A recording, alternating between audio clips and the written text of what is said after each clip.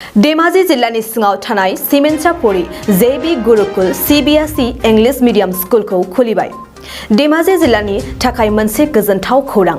धेमाजि जिल्लानि सिङाव थानाय सिमेन्सापुरि JB Gurukul CBSE English medium स्कुलखौ बेखेवनाय जाबाय। JB Gurukul CBSE English medium स्कुलखौ ओपनिं खालामनानै होयो वीरेन्द्र कुमार ब्रह्म।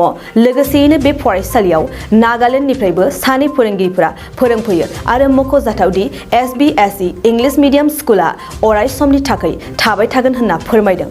थारैनो मुस्रि जयमाल बसुमतारीनि गोख्रों नाजानायाव धेमाजि जिल्लानि सिमेन्सापुरि सानजारि नोगोर SBSE इंलिश मीडियम स्कुलखौ गायसननानै होनो हाबाय।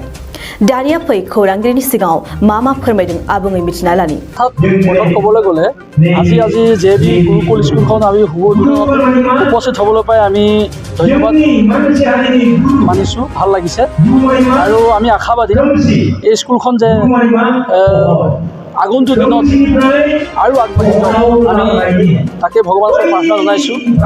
আৰু আমাৰ এই অঞ্চলৰ সপোন আছিল যে এখন CBSE কাৰিকুলামৰ স্কুল এখন ইয়াত হ'ব লাগে আৰু আমাৰ ছাত্ৰ ছাত্ৰী আৰু বিশেষকৈ অভিভাৱকসকল বিভিন্ন সময়ত আমাৰ মনত কিছুমান ধাৰণা আহে, আমাৰ ল'ৰা ছোৱালীক আমি ক'ত পঢ়াম, আজি চিলাপথাৰ নিব লাগিব, নহ'লে ডিব্ৰুগড় নিব লাগিব।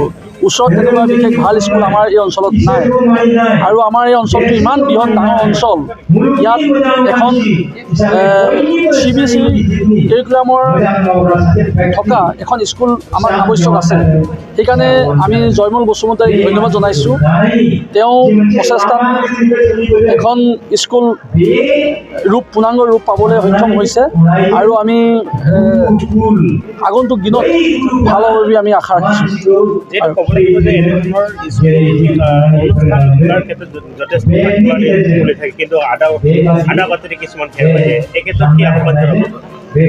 আচলতে তেনেকুৱা হৈছে আৰু আজিকালি স্কুলবিলাক কাঠফুলাৰ দৰে মানে গঢ় লৈ উঠিছে। আমি সেই ক্ষেত্ৰত আমি জয়মল বসুমতাৰীক আমি আজি সভাতে আজি অনুষ্ঠানতে আমি তেখেতকো কৈছোঁ যাতে আৰম্ভ হোৱাৰ পিছত কেইবছৰমান চলাৰ পিছত যাতে বন্ধ নহয় আৰু আমাৰ যিখিনি কণ ছাত্ৰ ছাত্ৰী আছে সেইসকললৈ যাতে হেতালি নেখেলে। আৰু আমি অভিভাৱকসকলেও আমি এই ক্ষেত্ৰত আমি তেখেতক বিশেষকৈ কৈছোঁ যে তেখেতে যাতে এতিয়া বৰ্তমান কেইবছৰমান চলাৰ পিছত এইটো ব্যৱসায় ভিত্তিত নলৈ এই সমাজৰ এটা মানে এই ছাত্ৰ ছাত্ৰীসকলক ভৱিষ্যত দিনত ইয়াৰ পৰা এটা সুনাগৰিক গঢ়াৰ ক্ষেত্ৰত যাতে তেখেতে প্ৰচেষ্টা লয়, তাৰ কাৰণে তেখেতক আমি অনুৰোধ কৰিছোঁ। আৰু স্পেচিয়েলি তেখেতক আমি কৈছোঁ যে ব্যৱসায় ভিত্তিত যাতে তেখেতে এই বস্তুটো নলয় আৰু এই সমাজৰ স্বাৰ্থত এই অঞ্চলৰ স্বাৰ্থত এটা ভাল কাম হ'ব বুলি আমি অনুভৱ কৰিছোঁ। JB गुरुकुल खुलिनायनि आंनि उद्देश्यआ जाहैबाय माने जोंनि सिमेन्सापुरि एरियायाव बेबायदि माने CBSE कर्सनि थाखाय मोजां एडुकेसन गैया। बेखौनो आं बुंनो सानदों जे आं मोनसे अनुभब खालामदों। आंनियाव एसे माने गावनियाव थाखा फैसा एसे थानायखाय आंनि गथ'खौ माने डिब्रुगड़ CBSE कर्सआव डिब्रुगड़ शिक्षा बिलियाव फोरोंनो हादों।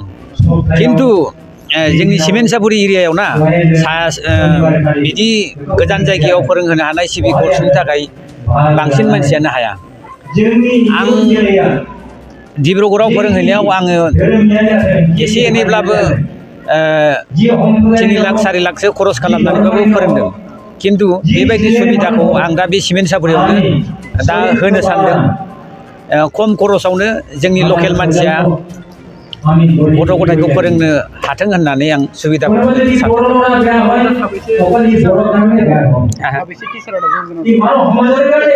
दा जों बेयाव 10सा टिचारा जों एंगेज जानानै दं।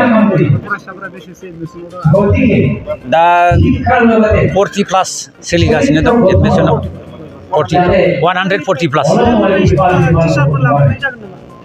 बाहेरनि टिचाराथ' दा जाहैबाय लाबोबायानो अलरेडि नागालेण्डनि सानै दङ आरो मस्ट एक्सपिरियेन्सनि भाइस प्रिन्सिपाल बे गुजरातआव कचिं खालामना फैनाय। लोगोसे डिब्रुगड़ शिक्षा बिलियावबो एसे कचिं खालामना फैनाय भाइस प्रिन्सिपाला। आं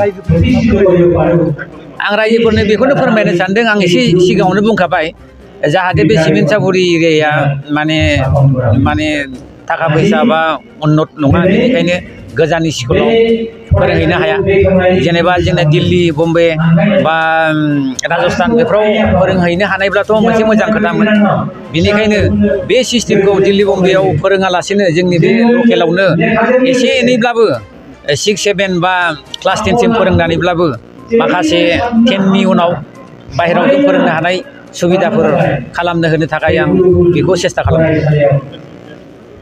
बाक्सा सालबारि मुखुमानि सिङाव थानाय रायजो राजा सुबुंफोरनि थाखाय मोनसे गोजोनथाव खौरां किरण एन्टारप्राइज जेराव नोंथांमोना मोननो हागोन नोंथांनि फालांगि खालामनायाव गोनांथि जानाय टाटा य'दा ट्राक आरो ई-रिक्शा लोगोसे नोंथांनि न' बां लुनायाव गोनांथि जानाय बाला अन्थाइ सिमेन्ट इटा बाक्सा जिल्ला सालबारि मुखुमानि सालबारि भबानिपुर लामायाव थानाय बे किरण एन्टारप्राइजआव नोंथांनि थांना थानायनि जिउआव गोनांथि जानाय टाटा य'दा ट्राक ई-रिक्शा आरो बाला अन्थाइ सिमेन्ट इटाफोरखौ गोरलैयैनो मोननो हागोन गोनांथि जानाय सुबुंफोरा 9101113708 आरो 9401079621 जानबुं अनजिमायाव खौरां लाहरनो हागोन।